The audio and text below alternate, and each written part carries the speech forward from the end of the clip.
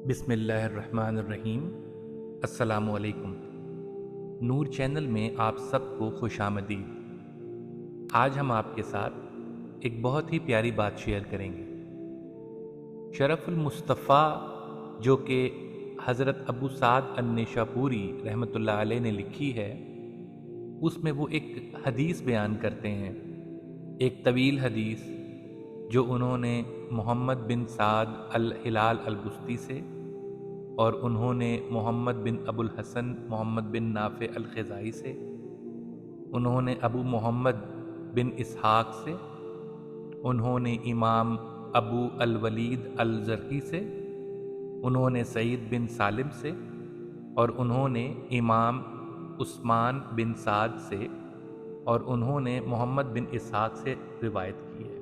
ये तमाम रुवात अस्मा और रिजाल की किताब में इस हदीस की सनद में फ़िक़ा हैं, मोतमद हैं और मकबूल हैं। इस हदीस को और भी उलमा ने अपनी अपनी किताब के अंदर रिवायत किया है, जैसे इमाम इब्न असाकर ने अपनी किताब तारीख़ दिमिश्क में हदीस नंबर 73 से 77 में रिवायत किया है।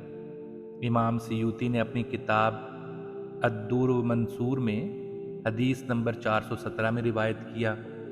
इमाम इब्न साद ने अपनी किताब अत-तबक़ातुल कुबरा में हदीस नंबर 158 और 159 में रिवायत किया, और ये इस्लामी तारीख़ में लिखी गई सबसे पहली किताब थी। इमाम मावरदी ने अपनी किताब आलामुन नबुव्वा में हदीस नंबर 199 में रिवायत किया।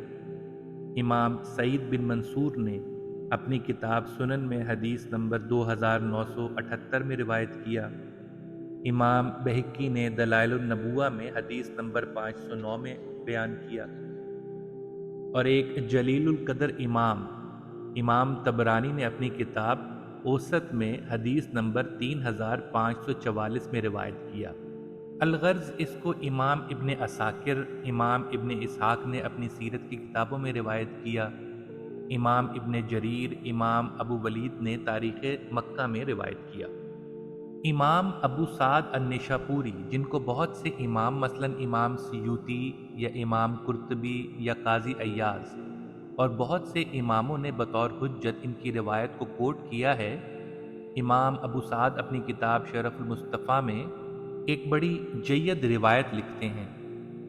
फरमाते हैं कि नबी करीम सल्लल्लाहु अलैहि वसल्लम की बेसत से तकरीबन 1000 साल कबल यमन की सरजमीन का एक बादशाह था।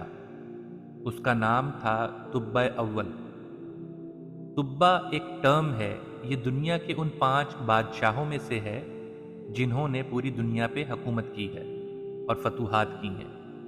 जैसे कैसर रूम की टर्म है, किसरा ईरान की टर्म है, उसी तरह तुब्बा भी एक टर्म है यमन के बादशाह की। नबी करीम सल्लल्लाहु अलैहि वसल्लम की बेसत से 1000 साल कबल ये यमन की सरजमीन से रवाना हुआ। जिस शहर को फतह करता, वहाँ से 10 आला हकीम और साहिबान दानिश अपने लश्कर में शामिल कर लेता बतौर एडवाइज़र। उसके लश्कर में 1,33,000 घोड़े थे और 1,13,000 सिपाही थे, और जो 10-10 अहले इल्म जिस शहर को फतह करता था, शामिल करते करते उनकी तादाद तकरीबन 4,000 हो गई थी। ये मशावरत के लिए थे जहाँ उसको ज़रूरत पड़े। चलते चलते और फतूहात करते करते वो सरजमीन मक्का तक पहुँच गया। अब वो मक्का पर हमला करना चाहता था। जिस जगह भी वो जाता, उस शहर के लोग उसकी बड़ी ताज़ीम व तकरीम करते और उसके वसी लश्कर को देखकर खुद ही सरेंडर कर देते थे। अब जबकि वो मक्का में पहुंचा तो अहले मक्का ने उसकी ताज़ीम न की और ना ही सरेंडर किया।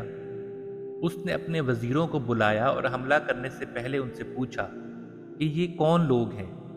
क्या इनको मेरी ताकत और क़ुव्वत का अंदाज़ा नहीं है? क्या ये नहीं जानते कि मैं इनको तबाह बर्बाद कर दूंगा? उसके एक करीबी वज़ीर जिसका नाम अमारीस था ने बादशाह को बताया कि आप ज़्यादा गुस्सा न करें, ये लोग अरब हैं, अनपढ़ हैं और ये किसी इल्म और ताज़ीम और सकाफ़त और दुनिया के बारे में किसी किस्म का कोई इल्म नहीं रखते। अपने हाल में मस्त रहने वाले लोग हैं और बुतों के पुजारी हैं।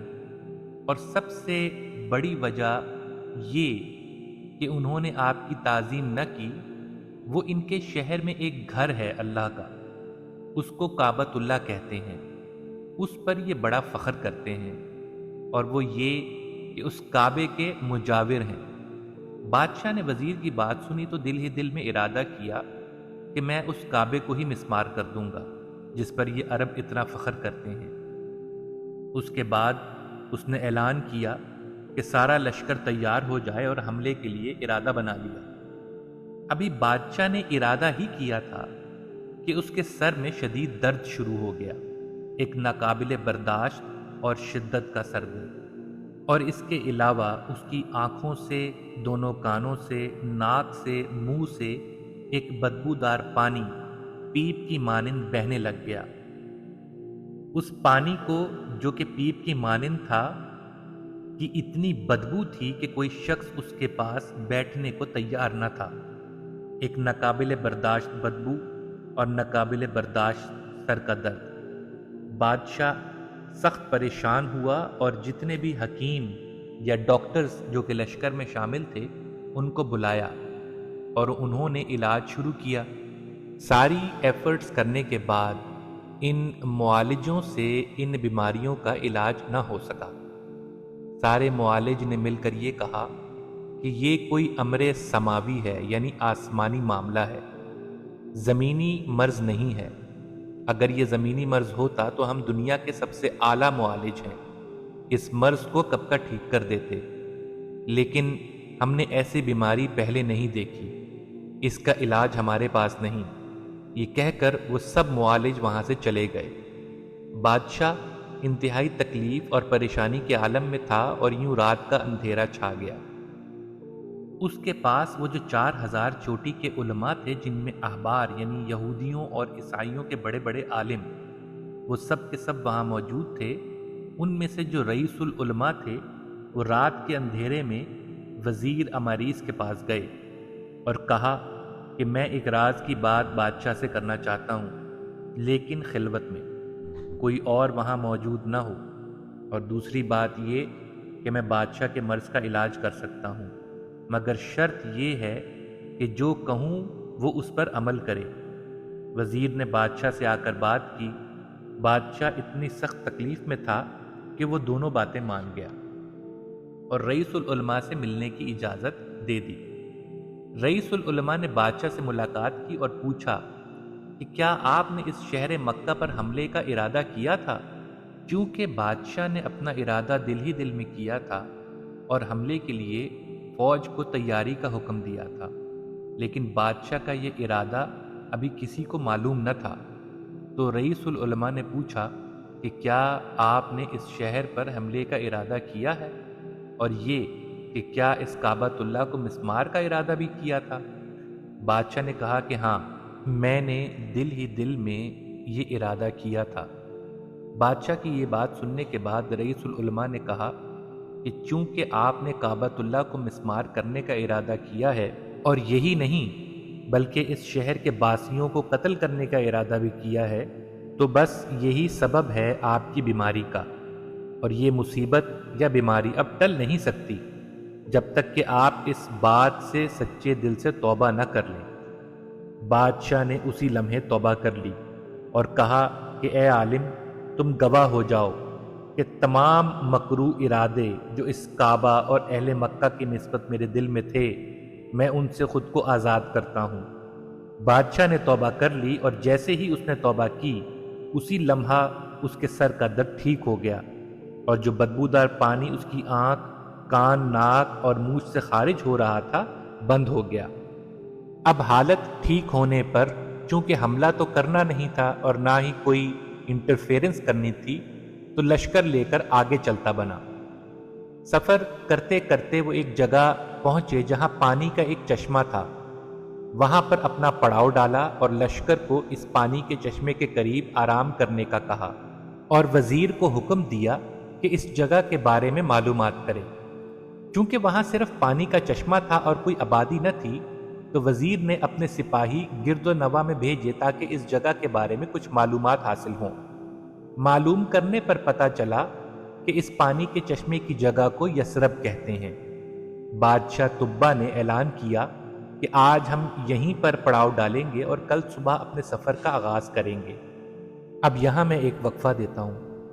ہر نبی نے اپنی امت کو نبی کریم صلی اللہ علیہ وآلہ وسلم کی تشریف آوری کے متعلق آگاہ کیا تھا، اور پچھلی کتابوں اور صحیفوں میں حضور نبی کریم صلی اللہ علیہ وآلہ وسلم کا تذکرہ تھا، اور یہ جو 4000 عالم طبا کے ساتھ بطور ایڈوائزر سفر کر رہے تھے وہ وہی اہل کتاب تھے جو نبی کریم صلی اللہ علیہ وآلہ وسلم کے آنے والے وقت سے آگاہ تھے۔ وہ آگاہ تھے کہ اللہ کے آخری رسول کی پیدائش مکہ میں ہوگی اور وہ بعثت کے بعد ہجرت کریں گے اور ہجرت کر کے یہاں یثرب آئیں گے، اور یہ کہ یہی ان کا شہر ہوگا۔ اب جب رات ہوئی تو 4000 علماء نے اپنی ایک خفیہ بیٹھک بلوائی جس میں صرف اور صرف یہی 4000 علماء شامل تھے، اور اپنی اپنی کتابوں میں درج باتوں کو ڈسکس کیا کہ یہ وہی جگہ ہے جو تاجدار کائنات صلی اللہ علیہ وآلہ وسلم کا مسکن ہوگی، اور اللہ کے آخری رسول صلی اللہ علیہ وآلہ وسلم ہجرت فرما کر یہاں تشریف لائیں گے۔ قسمت ہمیں یہاں پر لے آئی ہے، اور یہ کہ اب اگر بادشاہ خواہ ہمیں قتل بھی کر دے تو ہم یہاں سے نہیں جائیں گے، ہم یہیں رکیں گے، کیونکہ ہم نہیں جانتے کہ وہ رسول کب آ جائیں۔ ممکن ہے ہمارے زمانے میں آ جائیں یا ممکن ہے ہماری نسلوں کے زمانے میں آ جائیں۔ یہ وہ 4000 علماء اکرام تھے اہل کتاب میں سے جو نبی کریم صلی اللہ علیہ وآلہ وسلم کے متعلق علم رکھتے تھے۔ اب صبح بادشاہ نے اعلان کیا کہ روانگی کی تیاری کی جائے۔ ان 4000 علماء نے اعلان کیا کہ ہم یہاں سے نہیں جائیں گے۔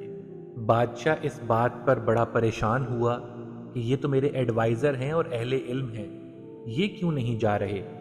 اس نے وزیر کو خبر لینے کا حکم دیا، تو وزیر نے معلومات حاصل کرنے کے بعد بادشاہ کو بتایا کہ وہ جو مکہ میں کعبہ اور اس کی بیماری کا واقعہ ہوا تھا وہ کعبہ ابراہیم کے رب کا ہے، جو اس ساری کائنات اور اس میں موجود ہر شے کا خالق و مالک ہے، اور اسی رب کے آخری رسول جو اس کے محبوب بھی ہوں گے وہ اس مکہ میں پیدا ہوں گے اور ہجرت کر کے اس پانی کے چشمے جس کا نام یثرب ہے میں آئیں گے، اور یہی ان کا مسکن ہوگا۔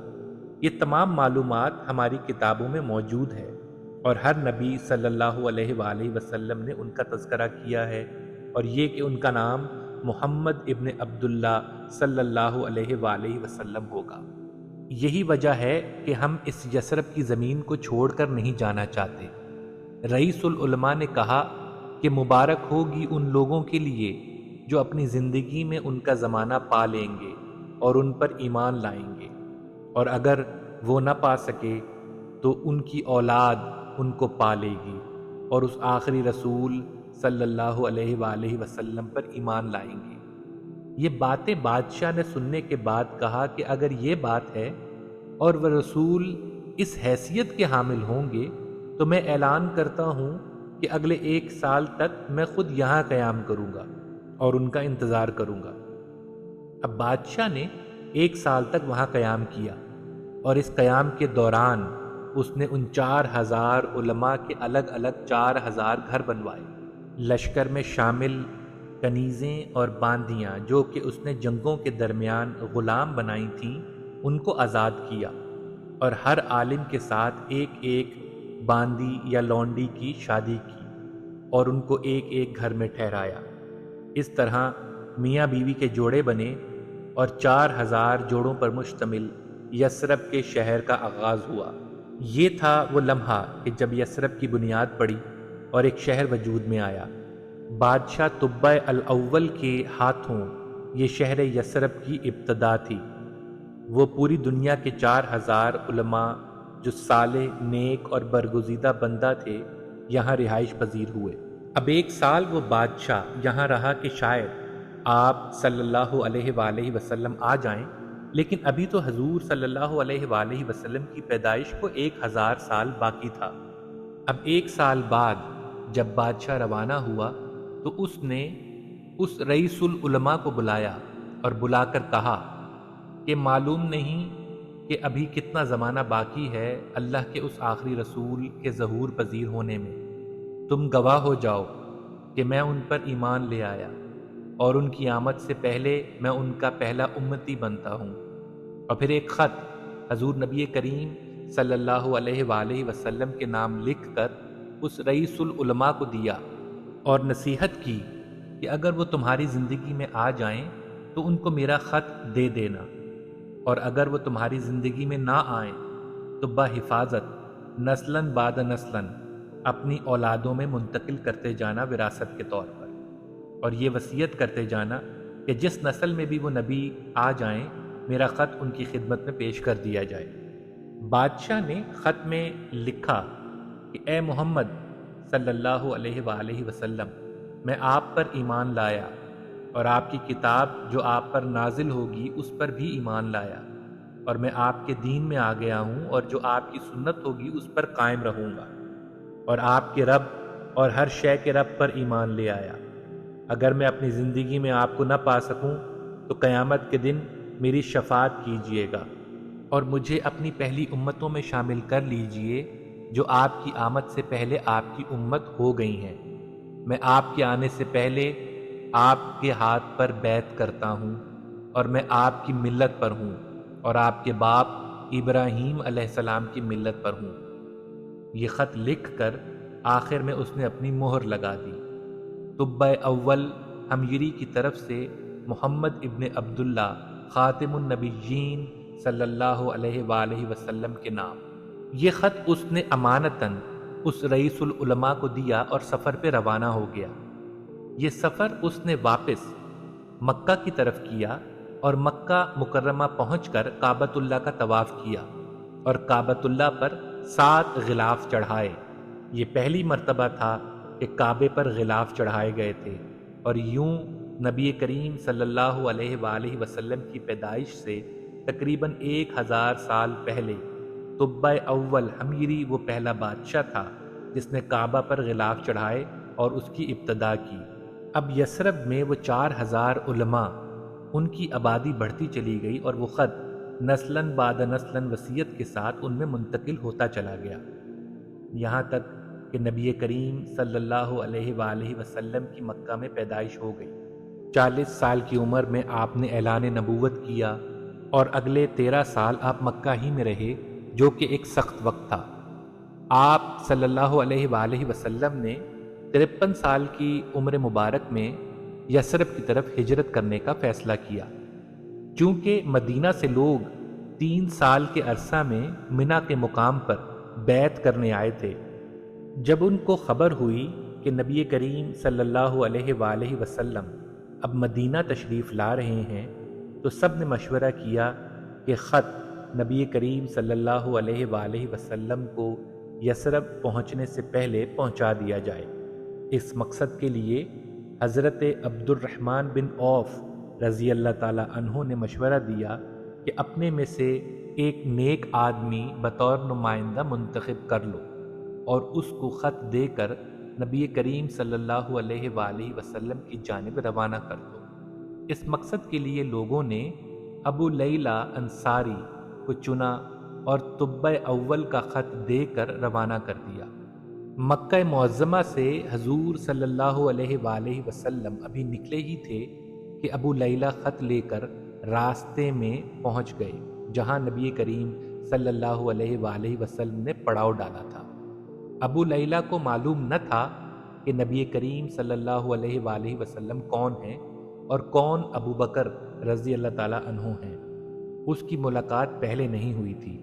وہ اس خیال سے آ رہا تھا کہ میں مکہ کے قریب پہنچ کر دریافت کروں گا اور حضور کو ملتے ہی خط ان کے حوالے کر دوں گا۔ جب ابو لیلہ کی نگاہ نبی کریم صلی اللہ علیہ وآلہ وسلم کے چہرے اقدس پر پڑی تو وہ تکتا ہی رہ گیا اور سوچ میں پڑ گیا۔